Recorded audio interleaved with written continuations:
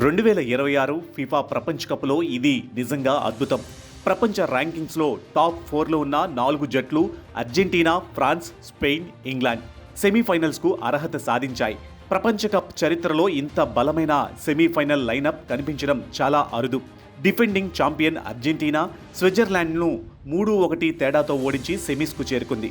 England Jude Bellingham అద్భుత ఆటతో నార్వేపై 2-1 విజయం సాధించింది. ఇక స్పెయిన్ బెల్జియంను 2-1 తేడాతో ఓడించగా ఫ్రాన్స్ మొరాకోపై 2-0 తేడాతో గెలిచి చివరి 4లో చోటు దక్కించుకుంది. ఇప్పుడు అందరి చూపు జూలై 15న స్పెయిన్ ఫ్రాన్స్ల భారీ పోరాటంపైనే ఉంది.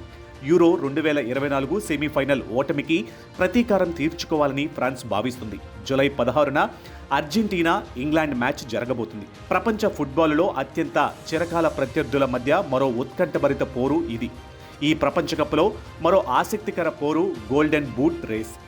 లియోనెల్ మెస్సీ, కిలియన్ ఎంబాపే చెరో 8 గోల్స్తో అగ్రస్థానంలో ఉన్నారు. హ్యారీ కేన్, జూడ్ బెల్లింగ్హామ్ కూడా ఆ పోటీలోనే ఉన్నారు. మెస్సీకి ఇది వరుసగా 2వ ప్రపంచ కప్ గెలిచే అవకాశం కాగా ఇంగ్లాండ్ 1966 తర్వాత తొలి టైటిల్ కోసం ఎదురు చూస్తుంది.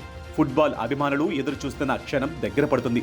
4 జట్లు ఒకే లక్ష్యం, ప్రపంచ కప్ ట్రోఫీ. చరిత్రను ఎవరు తిరగరాస్తారు? మెస్సీనా, ఎంబాపేనా, లేక కొత్త ఛాంపియన్ ఆవిర్భవిస్తాడా?